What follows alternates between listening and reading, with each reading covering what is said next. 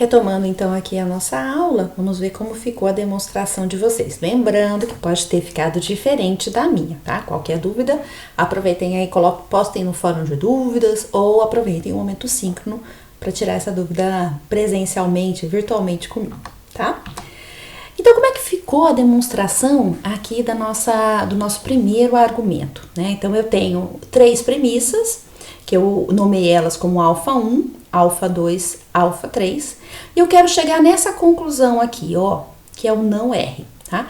Talvez eu já tinha mostrado que eu tinha usado o P e o Q, talvez vocês possam ter usado outra palavra para o R, né? Isso pode ser, e apenas isso é o que pode ser diferente aqui da minha resolução em relação à resolução de vocês, tá? Porque as fórmulas em si tem que serem as mesmas, tá? Então, no caso, são 3 condicionais como as nossas premissas e essa daqui é a nossa conclusão, tá? Então, eu tenho que, a partir desse conjunto de premissas, chegar nesta conclusão. O que eu fiz? Eu utilizei as premissas alfa 1, que é P implica em Q, e alfa 2, que é Q implica em não R, tá? E a partir dessas duas, usando a regra da cadeia, eu deduzi P implica em não R. Então, eu gerei aqui um alfa 4, que eu tô chamando de alfa, podia ser beta também, do jeito que vocês quiserem, mas aqui eu chamei de alfa 4, e essa é a nova fórmula que eu deduzi a partir do meu conjunto de premissas e usando uma regra de inferência. Vejam que eu tenho um alfa 4 e eu também tenho um alfa 3. E a diferença entre eles é o antecedente, né? Os dois estão chegando no mesmo consequente, que é não R. E aqui eu tenho o antecedente não P e aqui eu tenho o antecedente P. Então, se eu combinar o alfa 3 com o alfa 4 e a regra de casos, né? Eu tenho, então, a conclusão a qual eu queria chegar, que é o não R. Essa foi a minha resolução. Vocês pode ser que vocês tenham gerado outras demonstrações, outras provas aqui, que podem estar também corretas, tá? Contanto que vocês tenham usado da maneira correta as regras e as leis, não tem problema nenhum. Provavelmente vocês geraram uma prova, uma demonstração correta. Na dúvida, perguntem, tá? Para esse outro argumento, então aqui nesse argumento nós temos 4 premissas, o alfa 1, o alfa 2, o alfa 3 e o alfa 4. E eu quero chegar nesta conclusão, que é o P. Então, nesse caso, como foi o meu raciocínio? Eu combinei o alfa 3 com o alfa 4, tá vendo? Aqui eu tenho não R ou S, e aqui eu tenho não S. Então, destas duas, usando o silogismo disjuntivo, eu deduzo o não R. Foi isso que eu fiz e nomeei como alfa 5. Eu tenho também o alfa 2 e esse alfa 5 que eu acabei de gerar, eu posso aplicar modos Tollens, porque aqui eu tenho um antecedente no consequente, eu tenho a negação do consequente. Por modos Tollens, então, eu deduzo a negação do antecedente. Eu fiquei aqui como um não Q, como um alfa 6.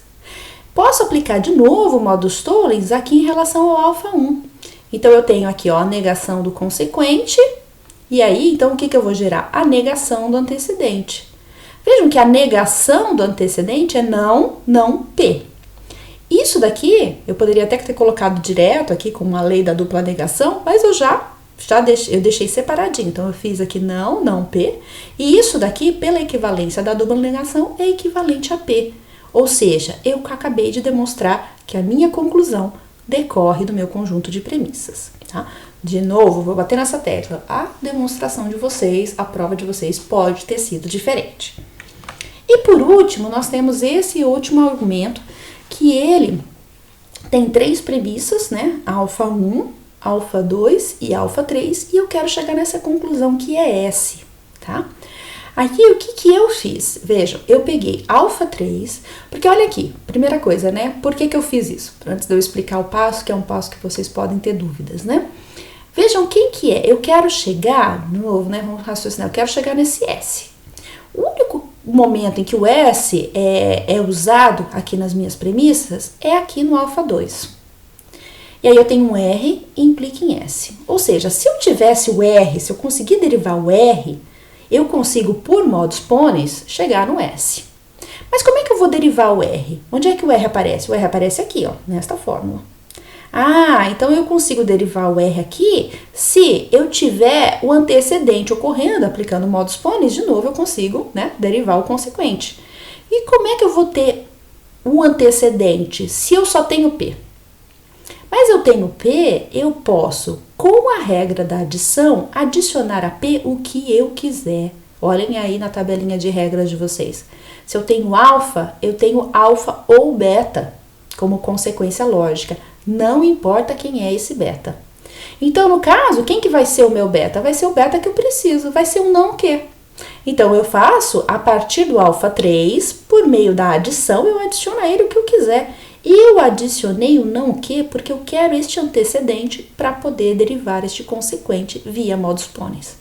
Então, eu gerei um alfa 4, que é exatamente o antecedente da alfa 1, e aí eu combino o alfa 1 com o alfa 4 em modus ponens e derivo o R. Aí eu combino esse R, que agora é meu alfa 5, com o alfa 2 por modus ponens e derivo o S. Tá? Então, eu tenho aqui uma demonstração de um argumento.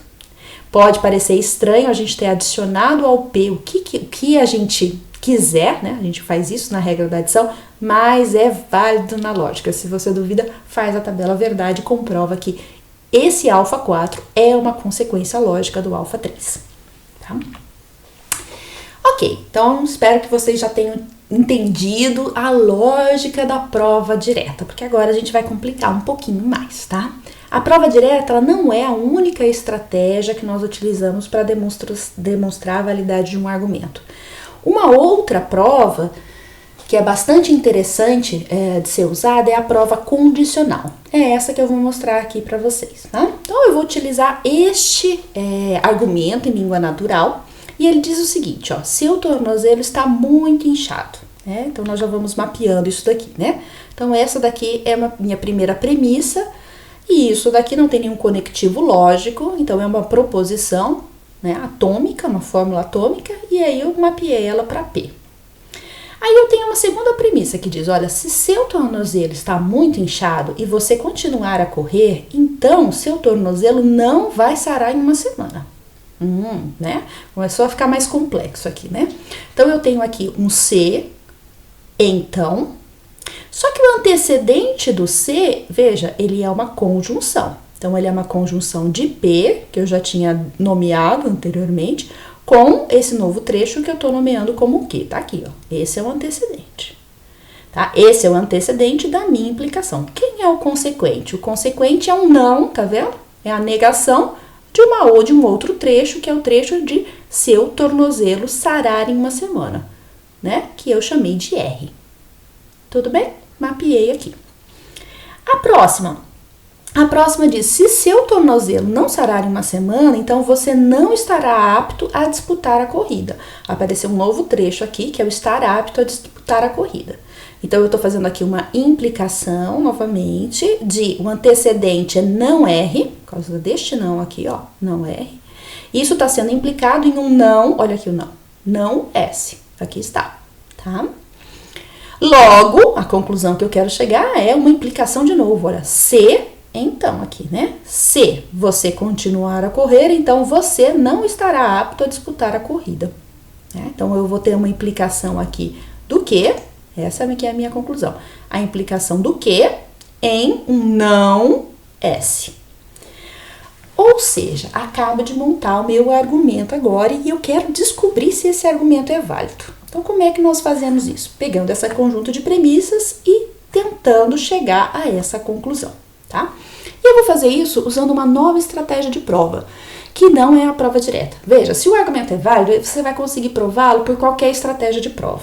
Fica a seu cargo escolher qual é a estratégia de prova que você quer utilizar. É que determinados argumentos, por exemplo, como esse, em que a minha conclusão é um condicional, a prova condicional pode ser bastante interessante, porque ela tem uma estratégia a mais, que é a estratégia em que nós adicionamos uma hipótese para a nossa demonstração, tá? Vou mostrar como é que é isso.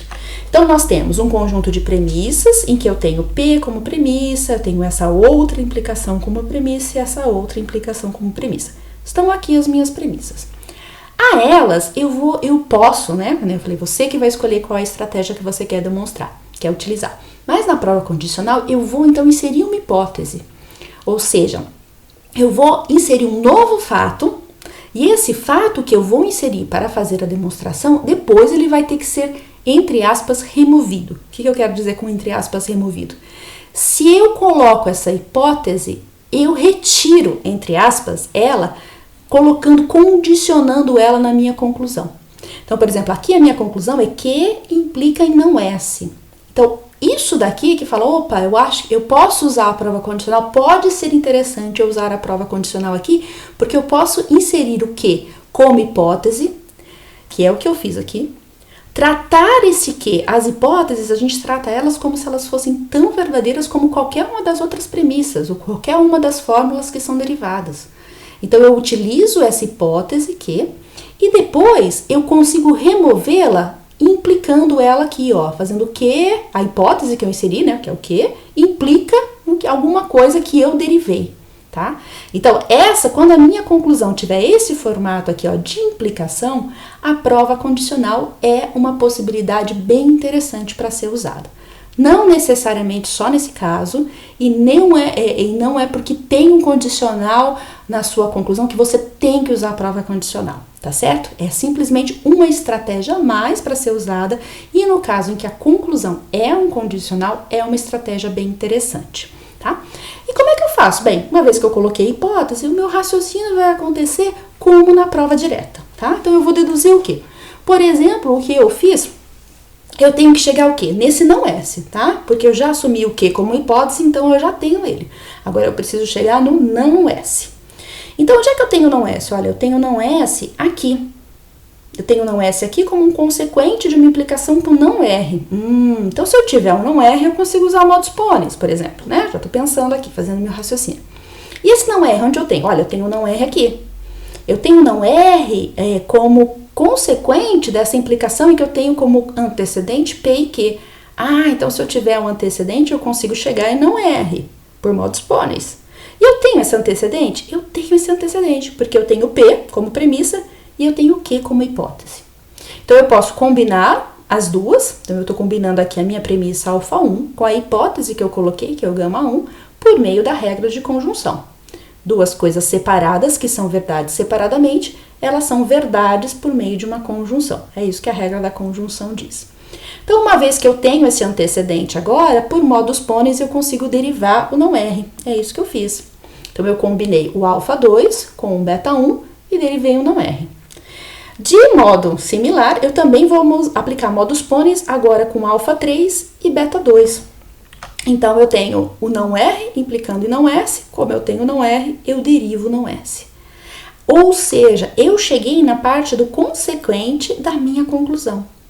E como eu inseri o que como hipótese, como é que eu removo a hipótese em uma prova condicional?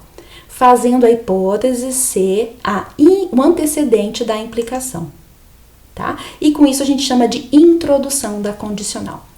No nosso livro base, que é a apostila do professor Alexandre Levada, você tem o passo a passo dessa explicação, né? Então, lá no nosso livro texto, você tem a parte textual que explica o passo a passo de como essas coisas acontecem, tá? Aqui eu sempre mostro para vocês na aula a prática. Então, mas na prova condicional, a ideia é sempre essa, você introduz uma hipótese, que pode ser uma fórmula muito mais complexa do que simplesmente uma fórmula atômica, pode ser a fórmula que você quiser, e ela vai sair durante a sua prova por meio da introdução da condicional. No meu caso, ela saiu bem na conclusão, mas ela poderia ter saído antes. O importante é que ela saia. Eu não posso inserir um que, como se fosse verdade, e depois não removê-lo condicionando ele em uma implicação, tá? Então, é muito importante isso. Se você for usar a prova condicional, inseriu a hipótese, é preciso removê-la por meio desta regra que a gente chama de regra de introdução da condicional. Tá? Então, dada a introdução da condicional, ela é regida por esse teorema, que é o teorema da dedução. Então, dada a derivação de uma fórmula bem formada beta, né, a partir de uma hipótese alfa, A gente pode descartar a hipótese e inferir essa regra aqui, ó, que alfa implica em beta. É isso que o teorema da dedução diz, né? Então, sejam alfa e beta duas fórmulas bem formadas e um conjunto de premissas delta aqui, se juntas alfa e o conjunto de premissas implicam logicamente beta, eu posso tirar uma dessas premissas, no caso alfa, e dizer que então essas minhas premissas implicam logicamente alfa implicando em beta. Este teorema da dedução é a base, fundamenta a prova condicional. Porque eu estou dizendo que, olha, deste conjunto todo de premissas, eu derivo uma conclusão que é beta. Então, eu também posso pegar uma dessas premissas e jogar lá para o lado da conclusão, contanto que a conclusão fique condicionada à ocorrência dessa premissa.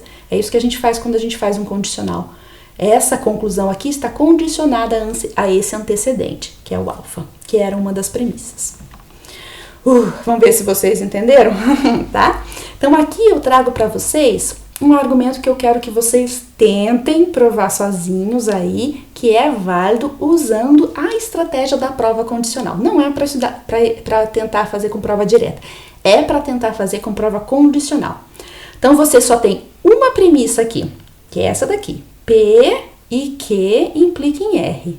Então, a esta premissa, que nós vamos chamar de alfa 1, eu quero que vocês juntem uma hipótese que vai ser a que você quiser. Uma ou mais hipóteses, tá? Veja, não precisa ser uma só, não. Você pode inserir quantas hipóteses você quiser, contanto que elas sejam removidas. E elas são removidas na ordem inversa que você insere. Se eu inserir a hipótese 1 e depois a hipótese 2, a hipótese 2 tem que sair antes da hipótese 1. Tá certo? Tentem fazer aí, que eu já venho para mostrar para vocês como ficou.